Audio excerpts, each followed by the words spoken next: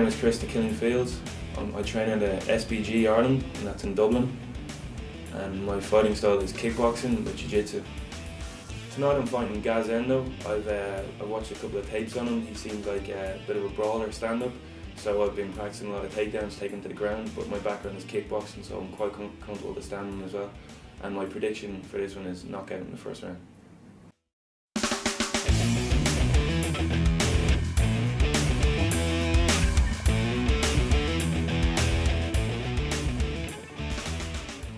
My name is Gary Enderby. I'm fighting out of Golden Team Mixed Martial Arts. Tonight I'm fighting Chris Fields.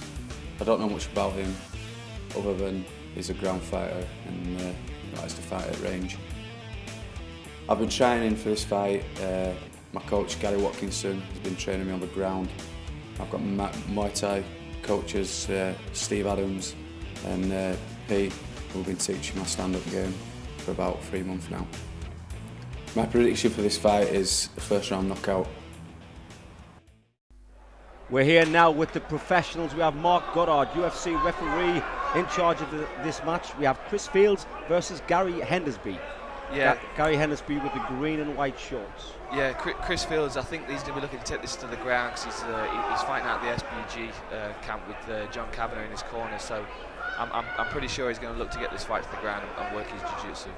Yeah, John Kavanagh from Ireland, and also we have Carl Tanswell in the corner. Carl Tanswell, I believe, is one of the top coaches, one of the top guys in the UK. He's very, very vocal when he's in your corner, but the advice that he gives out is very clear, very, very precise. I like Carl as a coach.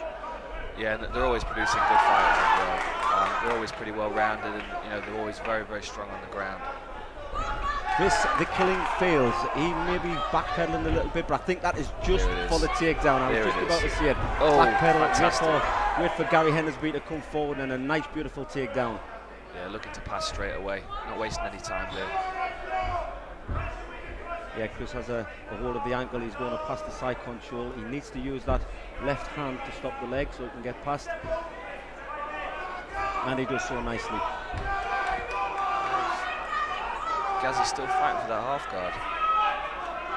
He needs to be letting go of that head though. He's not able to do anything. Yeah, with that. Once someone's on side control, the guillotine hold will just not work. But this being the first of the professional bouts, obviously headshots on the ground. Chris the Killing Fields, he still has a hold of Gary's leg. He was wanting to pass to get the side control. Only a matter of time, I think. He should be a better ground fighter than what Gary is, having such good coaches in his corner. Yeah. And SBG, they are very, very good ground guys. Mark Goddard telling Gary Hendersby to leave go the shorts. Yeah, I definitely think the headshots to the ground is going to be in favour of Chris for this one. He's going to be able to use it to set up some submissions, and there we go. He's using them right there to try and pass. Hammer fist, the very first strikes thrown in the professional rules. He's got to slide that knee in to stop him pulling half guard.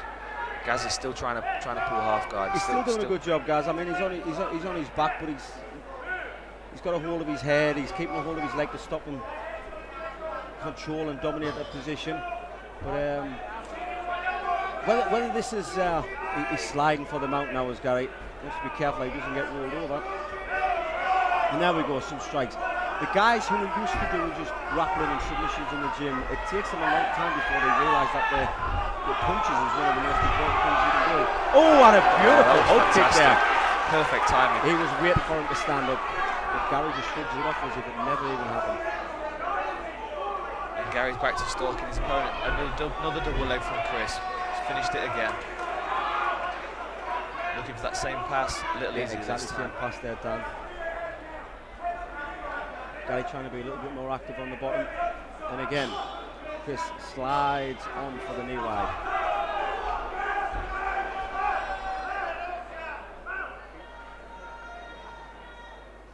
I think Mark Goddard is... The cage doors came open.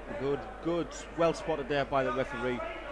Yeah, Mark Goddard, he's got to be the top referee in the country. He's referee for UFC. He's done many international bouts. He can see everything what's going on in the cage. Yeah, always concerned with the safety of the fighters. And here we go, mount by Chris the Killing Fields. throwing out some big heavy punches on Gary. Hendersby needs to get out of there. Yeah, he needs to get his back on the fence. He can't be taking too many more of these shots, and giving his back is not a good idea against a guy like Chris. And he's just done that, he's just given his back.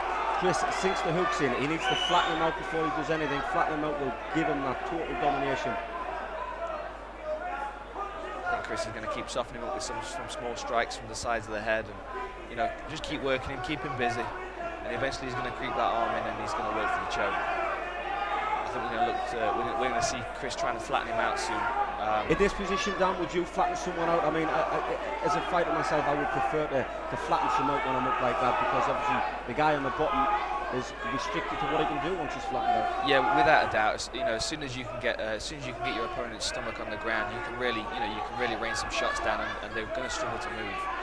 The best thing for Gaz to do right here is roll over and put Chris on his back, and he can start working to get the. And I think he's just heard you. You know, soon as see that down and he does it, he rolls over. But they're up against the cage now.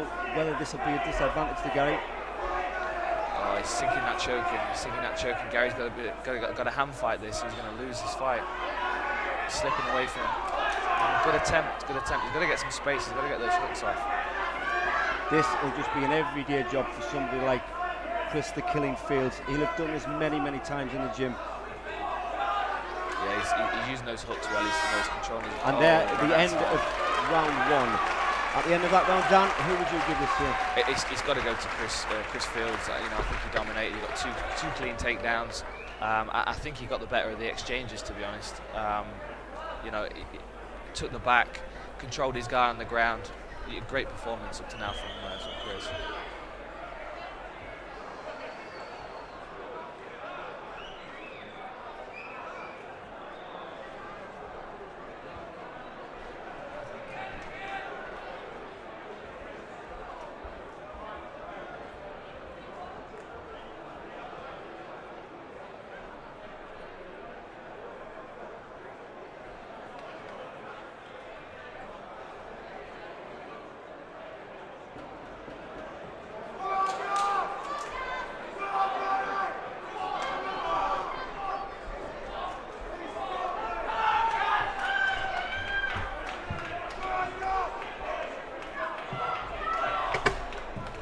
Here we go, the start of round two.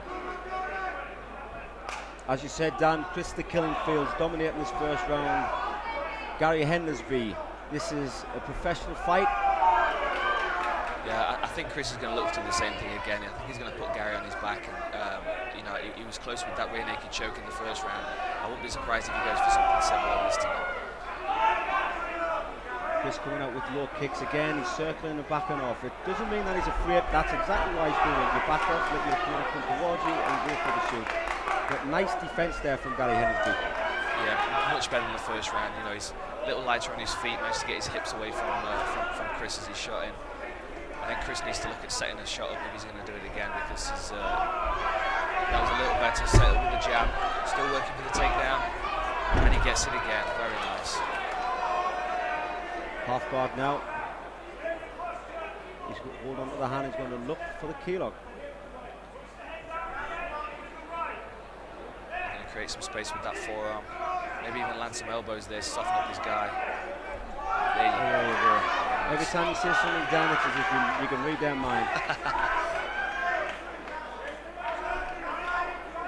It's a strong position for Chris. He really should be using this to land some strikes and work his guy. Yeah, I believe instead of having the hand around the back of the head, he should be having crossfires, posture up a little bit, and then once you've created that gap, there you go.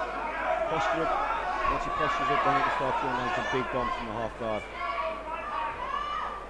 Well, like we said, Chris the Killing Fields, he has two fantastic coaches in his corner, so I'm sure they're giving him a lot of advice while he's in the ring there. There's a slight cut over the top of Gary Hendersby's head. Nothing that looks dangerous, so I'm sure Mark Goddard is taking a very close eye on that. Oh, that's a good escape, good scramble. Got to watch the guillotine. Guillotine, it's something nice and deep there now. Great guillotine. Looks like he's going to stretch his guy out. It is in tight. It looks as if it's very tight there. Gary Hendersby holding on. He's pushing the head back, trying to release a little bit of pressure, and he taps. Beautiful win there. Chris the Killing Fields finishing Gary Hendersby with a guillotine choke. Yeah, it was a solid guillotine. That was, you know, caught in the scramble, pulled guard straight away, stretched his guy out for the tap. And look at the sportsmanship. Two fighters get in there to fight each other, but once it's over, they're once again friends.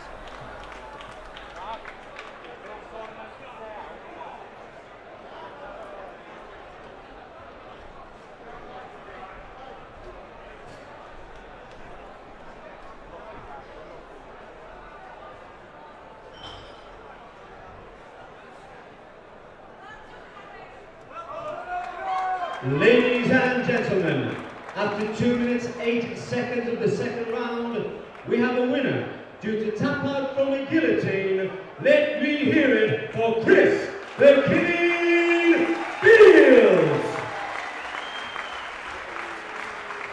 And a big hand to your runner-up, Gary Enderby.